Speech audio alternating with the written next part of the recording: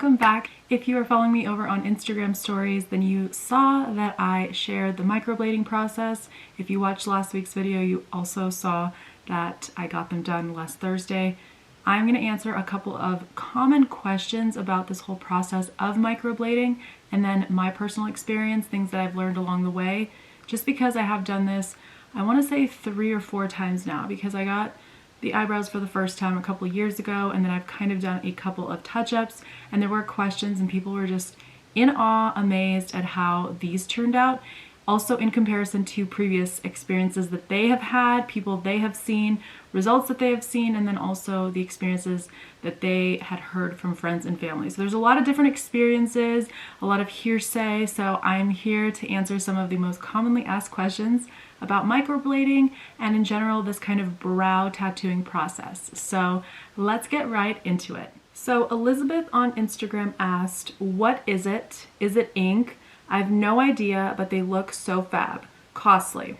So what is it? Microblading is essentially a tattoo on your brows. You are using a form of ink that is meant to be permanent makeup. It is less permanent than you would expect. I would probably call it more semi-permanent, definitely more on the temporary side, because it does last a lot shorter than a typical tattoo would. So it is ink. She said that they look fab, thank you, and then costly. So the price of the ones that I got here, these were $500, and essentially what you do is you put $100 down as kind of like a deposit, because a lot of microblading artists and a lot of these different estheticians do book weeks and sometimes months in advance, because it is a longer appointment, so they need to make sure that they have enough time in their schedule. And if you're kind of thinking that people are working like 6 to 8 hours a day, doing the appointment for 2 to 3 hours, obviously they're going to start booking further in advance. So I had originally started talking to Siren Skincare, I want to say probably around like Black Friday time period, and then as you guys know, adaatude and December is just a crazy time for me, so we were communicating. I still hadn't booked my appointment, so then finally, as the holidays were kind of winding down, we were getting into like the new year, the beginning of the new year, and I finally reached out to her and got everything booked for the, what is it? It's now the middle of February. So it definitely took a little while, but it's mostly because I was not ready to book when she had openings, because people during the holidays, they just tend to be a little bit more dodgy and flighty because they have so much going on. They're trying to get last minute holiday shopping done. They've got meetings, parties, whatever. So she had some openings then, but I just wasn't able to make it. So we finally got booked once I was ready to book the appointment. Now, the costly side, and this is something that I did briefly touch on over on Instagram, I really want to preface this with, you get what you pay for. A lot of people have shared experiences with me about just awful brows, and whether that is in the shape, whether it's in the color, whether it's in the result, whether it's like they flake off after a week and you've lost a lot of the pigment. Lots of different examples of where the brows may not have necessarily been done right. And then I ask them like, hey, would you mind sharing how much you paid? And they're like, oh, it was $250. Or, you know, oh, I paid just $100, so I didn't really expect good results. I would just recommend you avoid those situations altogether, because you are really paying for what you get.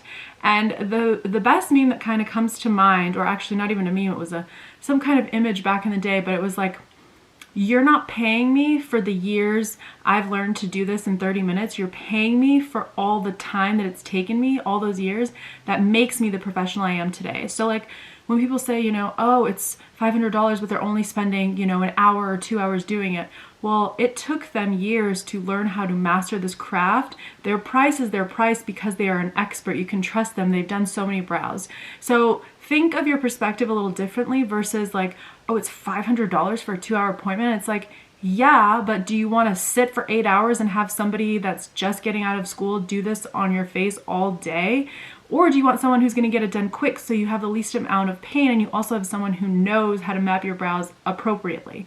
So just kind of keep that in mind. I know people find like Groupons and just different kinds of deals. I would highly recommend against it when it comes to your face. There's a lot of reasons, but really you're getting what you pay for. If you're paying $100 or $200 for microblading for a brand new set of brows, something is not right. Okay, that should be a major red flag. So keep that in mind and just try to avoid like sketchy weirdness, because there is also this instance of you may have someone who may have the skill, but they may be using lower quality needles and tools. And I mean, that gets a little bit sketchy. So I even start to ask questions. I'm like, where are your tools from?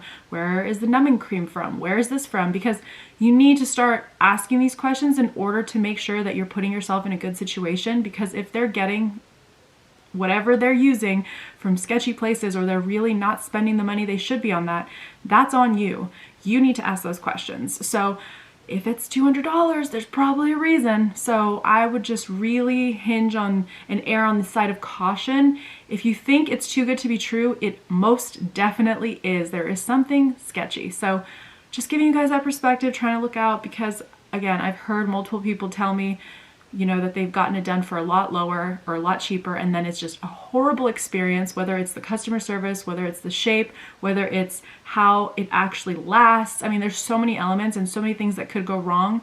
You really need a professional. So do the research and pay the price if you're trying to get the brows. Now, for the first initial appointment, it only took us 2 hours. She was really quick, but it's also because I've gotten this done before. She wasn't starting from scratch. When I first got my set of brows, I think it's been 3 or 4 years from the first time I went microblading. That appointment took probably 3.5 hours, because my brows, my actual brows, were so thin. So to start from scratch, the thinner they are, the most likely longer you're going to need, because they're trying to fill in the brows and just give you beautiful shape. So if they're very thin now, it's probably going to take longer. But this last appointment, it's been a year and a half since it's been about a year and a half since I had my last touch-up. So I was going in and it took 2 hours for that initial appointment. Now, every time you book that appointment, you typically have that initial appointment, and then you can have a checkup or a follow-up appointment 6 to 8 weeks after the appointment you just had. So we booked my 6 to 8 weeks in, I think it was the middle of April, if I'm not mistaken. So we're kind of erring on the 6 weeks point.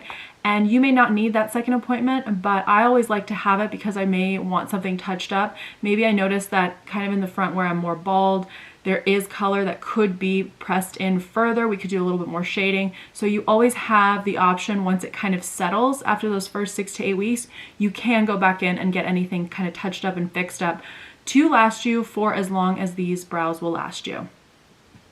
Now, the next questions were around how long do the brows last? Now, this really depends on everyone, and I have noticed that I can usually last about a year to 2, depending on how I feel about them, I guess about their shape, how full they are, is there balding happening, was the color right? So in this instance, I had waited almost a year and a half to go back, but I could really tell that this area on my brow starts to get really ashy, and it kind of starts to fall apart. Now, a couple of things that we noticed when I went to this last appointment was that maybe the color in the last version of the touch-up that I got wasn't 100% right, and it was a little bit, it wasn't as dark as it could have been. And I kind of like the darkness because I do have darker features. I've got brown eyes, dark brown hair. I like my brows to be darker. And so for some people, they may not want it to be the same color. They may want their brows slightly lighter. That is a preference that you can always tell your artist when you get there and just be like, hey, I want them to be slightly lighter or slightly darker, whatever. We went with a darker shade, and I actually really enjoy it because I feel like, and one of my really good friends told me this, she said that it makes the fuller, thicker, darker look, makes me look more exotic and really makes me look more European, which I am. So I'm really happy with this. I think it suits me. These brows may not look good on you, so it's just, it kind of depends on your face, all the other colors that you got going on. So again, something that you would talk about with your artist to figure out what is going to be the best color for you. But if you have oilier skin, she just told me this, which made perfect sense.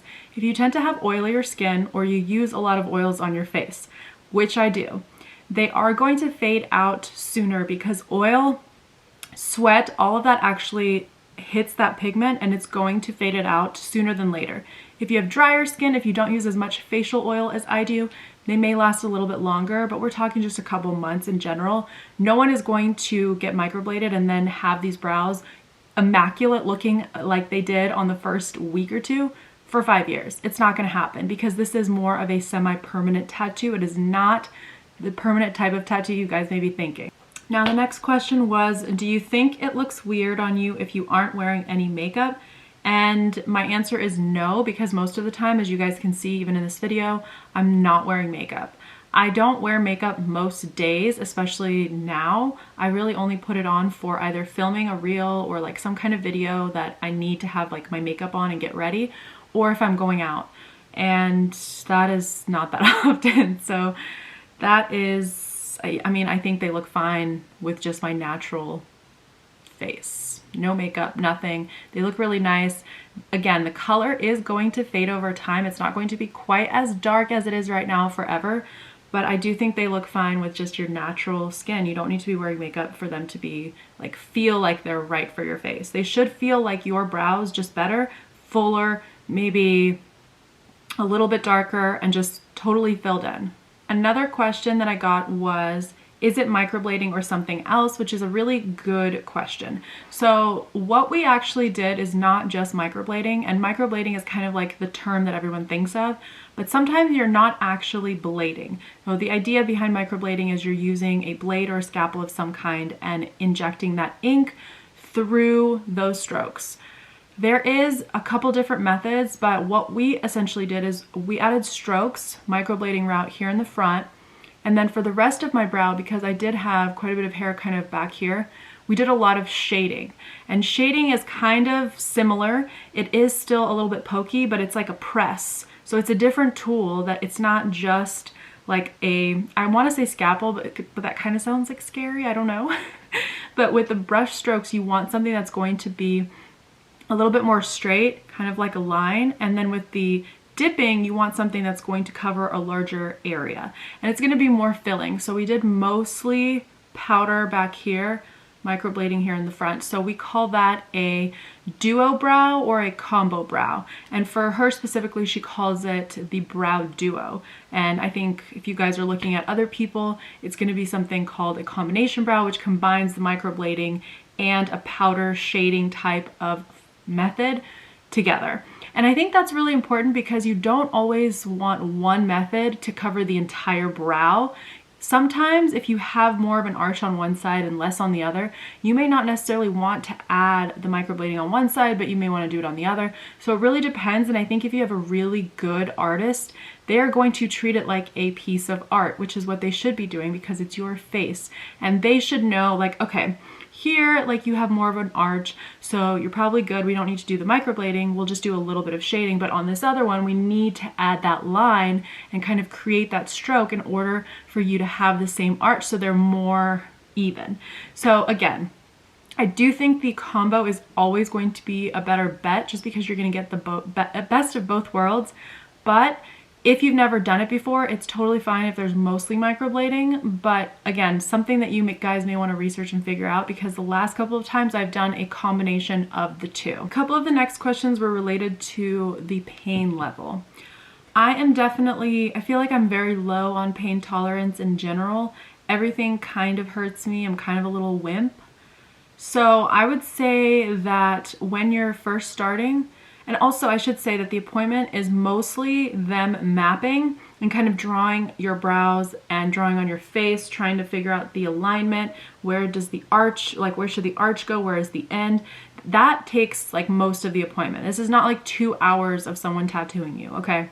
Typically I would say anywhere from an hour to about an hour and a half will be taken for mapping the brows, and then 30 to 45 minutes for actually doing the microblading, the powder, all of that good stuff.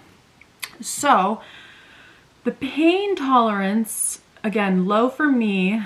I think on a scale of like 1 to 10, in the beginning when you're kind of starting, it doesn't really hurt at all. You're just kind of like, ah, whatever. But then as the strokes go in the same place and get a little bit more aggressive, it starts to be a little bit more painful, like a 7. And then you end up with numbing cream. So this time, in comparison to before, this numbing cream that she used it had to be on an open wound. So she would do kind of like one little pass all across the brow, then put the numbing cream on because the numbing cream had to get into the wound. In other instances, I've also had microblading done where the numbing cream goes on first and it's just on top of your brows for like 10 to 20 minutes while you're like kind of talking, mapping, doing all that good stuff, and then you start. I find that the numbing cream that actually is put on the open wound does a lot better, but this is also why, and I'll talk about this in a second, why there are certain ways that you have to prepare for the appointment just with what you consume and eat and all of that. So, wow, it got really dark all of a sudden. I think the sun went down and now I'm blue. Wow, it really just changes the color of my face. Okay. So pain level kind of starts at like a 4 or 5. Then it starts to feel a little raw. Would say like a 7, and then you put the numbing cream on, and then it kind of goes back down to a 6, and then it's like layers of numbing cream because as you're kind of going deeper into the area, it does start to like hurt a little bit. So it's not comfortable. It's not like something where you would fall asleep on. You know, like when you're getting a massage and you're laying like flat and you just pass out sometimes. And even though it's like slightly painful, depending on what kind of pressure you want, you may still fall asleep because your body's like, oh, I'm so relaxed. You're not going to fall asleep in this appointment, okay? Unless you really enjoy pain, I don't think you're going to fall asleep because it's just a unique place to feel that kind of pain. And people who have gotten tattoos, maybe they'll say, oh, it's no big deal, but like it's in a weird spot, you know? Like if I was getting a tattoo on my belly, I probably would be like, this isn't anything crazy because I've done so many sit-ups and so many ab workouts, but I've never like really touched my brows, you know? So I think that's another reason why I felt uncomfortable, is because I felt pain in a place I don't ever feel pain. So keep that perspective in mind. You should be fine, and you just tell them how much more numbing cream you need. They'll stop, give you time for the numbing cream to take effect. That should not detract you from this because it just gives you this amazing result that is going to last for a long time. And I also think that even if you're like, oh, why would I do this if it's only going to last a year? It's totally worth it to not have to do a literal single thing to your brows for a year to 2 years. Okay, not a single thing. You look so much more ready. And when I was getting lash extensions too, between the brows and the lash extensions, I was like, I don't even need foundation because I already look ready to go because I've got these 2 things going for me. It just really simplifies your life, makes it so much easier. But again, it is a tattoo, so can't do this while you're pregnant, can't do it while you're breastfeeding. So if you're planning on that, I would do this now and then let the brows do their thing. So keep that in mind. And then the other thing is the kind of care before and after. So this time, before, I didn't follow the rules. I have a hard time following the rules before because I'm like, I'm so strong, like I'll be fine, whatever. I think my appointment was at noon, if I remember correctly. And you're not supposed to drink coffee that morning. Failed on that. You're not supposed to drink alcohol or have ibuprofen for 24 hours before that. Also didn't listen to that. I mean, I don't take ibuprofen like willy-nilly, but I did have wine the night before. So I basically did 2 of the 3 things you're not supposed to do because I'm just a really great example for all of this. But I was fine. Now, the reason they do this is because when she kind of goes into the initial pass to basically give you the open wound in order to put the numbing cream on, it's going to determine how much blood is about to gush out of your brows. And for me, I've noticed even when I get like a pretty deep cut, I don't bleed a lot. If you're a bleeder and you bleed a lot, you definitely want to follow those rules. And that's kind of why I just pish posh, like don't listen to that stuff, because I know my body and I know that I don't bleed that much. So for me, that's why I was like, okay, I'm still gonna have wine. And I honestly didn't even know the coffee thing, but it just helps so you don't have all this blood gushing out, because the problem then becomes you're gonna have so much blood coming out of your brows if you are a bleeder and you do all those things. Like let's just say you had ibuprofen, you also drank, and you had coffee. That is just like terrible. And you're also a bleeder. God help that lash artist, because she's going to try to keep the blood down while she's also trying to give you a tattoo. So it's really a horrible situation for you to put them in. It's also going to make the appointment longer, and typically they will charge you more for that happening, especially if you're like, yeah, I was drinking and I had coffee and all of this. She had told me in the moment too, she's like, if I have to like keep pressing down to like reduce the blood flow and I have to keep putting numbing cream on, I'm gonna charge you an extra 50 bucks. And I was like, okay, that's fine. Like, but I knew that I wasn't going to be bleeding that much. So again, if you don't know yourself, if you've never done this before, do not do the things that they tell you not to do. Be a good example. So I think that would be the best bet for before. And then for after, this time was different, and I feel, and that's also why I asked, because I feel like the things have changed of what you do now in comparison to what you did 4 years ago. So 4 years ago, they told you do not put any water, do not like touch the brows, leave them as is, let them scab off, let them do what they're gonna do. Those rules have changed in the last 4 years, and now what you do is for 24 hours, you are supposed to clean them, just water clean, or she gave me these little like alcohol wipes. Yeah, this is a sterile water wipe actually. So she gave me a couple of these. You just wipe the brows down so you're getting any of like oil, moisture, whatever may be there. And then you would go in with some kind of a salve. So this was a skin protectant ointment with vitamins A and D. So you basically lather it on. This kind of reminds me of like Aquaphor, you know, those like balmy, like intense balmy mixtures. So you do that every hour on the hour for the first 24 hours. You obviously don't need to wake up in the middle of the night to do this, but you just keep doing it so it's getting cleaned. You're kind of flushing away and like letting the area heal while also washing away so you don't get an infection. Once the 24 hours passes, you are free and clear to now start washing your face normally and just kind of go in with whatever you're gonna do. Now the thing that this was a recommendation and kind of the instruction too, was that do not go to the gym for 2 weeks. That's never gonna work for me, but I am a really big sweater, and that's the problem too. So if you're not really a face sweater, then don't even worry, just go to the gym. But I am a really big like face sweater. So the recommendation was really to wear like a headband, because obviously the sweat isn't like coming from my eyeballs or like right here. It comes from like my hair is drenched and it starts to like drip down. So the headband up here actually keeps most of it in place. And then I have a little towel next to me so I can just wipe right above the brows, so you can kind of avoid sweating while they heal and solidify in place, because oil, sweat, water, like prolonged water, all actually diminishes the color. First 2 weeks are the most important, so it can really like solidify and like be adjusted and so the pigment is kind of accepted into your skin. And so that was the recommendation this time. So it's interesting to see how it's changed from, like I said, when I got the first set done where it was like, do not touch anything, like you cannot shower, no water can be on them. And then we've changed it now to wash it once every hour on the hour, and then you can wash it normally after those first 24 hours. So that is it. I think those were kind of like the most commonly asked questions. There was a couple others where people kind of asked about mapping and what shape is best for you. And I think those questions are best geared for whoever is going to do your brows.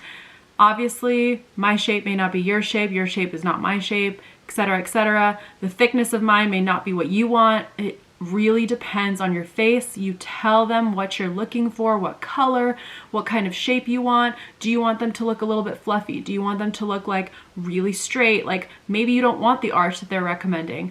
For me personally, when I know that someone has like 5+ years of experience in this, I'm trusting them to tell me what's gonna look good on my face. I am not the customer who's like, I know this is what you recommend, but I prefer it this way. Because typically what I'm asking for is not gonna be the right thing. So I just let them tell me, and then we look at it together, obviously on my face, and I'm like, oh yeah, this is perfect. Like it makes sense. And she also put the little like ruler tool that she had for my face that kind of showed all the different points of my brow and then how it adjusts to the rest of my face, which I thought was really unique. And it also was very educational to kind of know like, okay, this point starts here, this point is here. And I don't know, I just kind of liked it. It kind of was a little bit nerdy, but I enjoyed like learning how they know how to map your brows. And also when I asked like, you know, the arch on this side, she just put the little tool right back on and was like, yep, that's where it goes. So anyway, I hope you guys found this helpful. This is basically my most recent experience with my microblading and powder combo brow. It was a really good one. I absolutely love them. I'm really excited to see how it kind of fades out, or if the color does stay this dark. And we did go darker this time, so they're definitely gonna be darker long term, which I'm really excited for, because I think that will look really good but also last a lot better on my particular face. So let me know if you have any other questions in the comments. I'm curious to know if you guys have done this before. Have you gotten your brows microbladed? Is it something you're considering? Please also, if you have a horror story, let us know in the comments, because I'm telling you, so many of you messaged me different types of horror stories, whether it was you, a friend, a family member. It's crazy. So you really have to just do your research, make sure that they have a lot of qualified work. Reach out to like people that they've done in the past and be like, hey girl, I know this may be weird, I'm sliding into your DMs, but like, want to know what your experience was like. I mean, we live in such a connected time. You should reach out to the people that have been customers in the past.